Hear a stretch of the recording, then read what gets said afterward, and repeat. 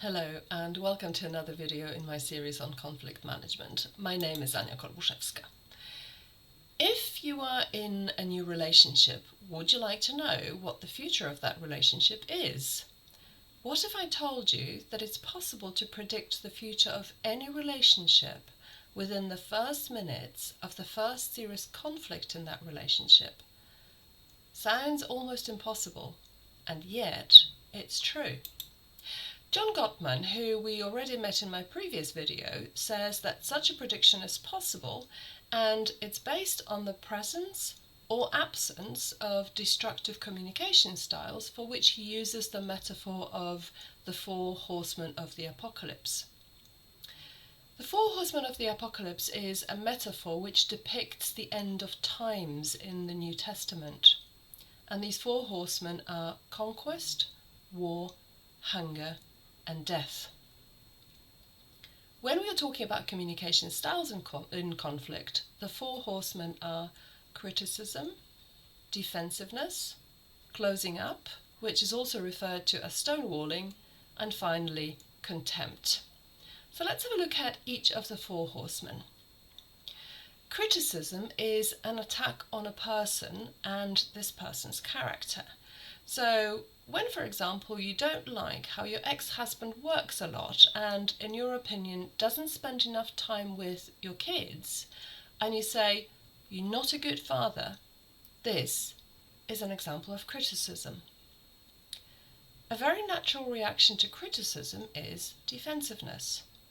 If someone attacks you as a person and questions your integrity or your character or your ability to be a good father, you want to defend yourself. Defensiveness is, in fact, self-protection in the form of blaming the other side. So it's a way of saying, it's not my fault, you are the problem. This, in turn, often leads to stonewalling or closing up. In other words, to ending the conversation without finding a solution to the problem which led to criticism in the first place. And to close the negative circle, this causes contempt. Let's have a look at how the four horsemen could look like in a conversation between a parent and a teenager whose grades have recently gone down quite dramatically. The parent says to the teenager, "You have allowed your grades to really go down. I counted on your sense of responsibility and I'm really disappointed in you. I can see that I can't trust you to take care of this issue on your own."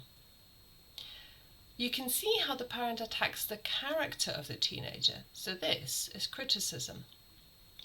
The teenager responds by saying, "What can I do when you keep asking me to do more and more housework?"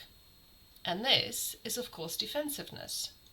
What they're saying is that it's not their fault, it's the parent's fault because of all the chores that the teenager is required to do. What's the parent's stonewalling response? It could be, "Don't be ridiculous, we're not going to discuss this. Your grades must go up or else." And the only way that the teenager can now respond is by expressing contempt. Not necessarily openly. They could simply think with exasperation, "God, she'll never understand. She's never been in my situation. No point in explaining." And so it keeps spiraling down until there is no chance of rescuing this relationship. Is there a way out? Of course there is. To find out, tune into my next video where I'll show you how you can stop the downward spiral by either rephrasing the criticism you would like to throw at the other person or by responding differently to criticism which is aimed at you. Until then, thanks for watching and see you soon.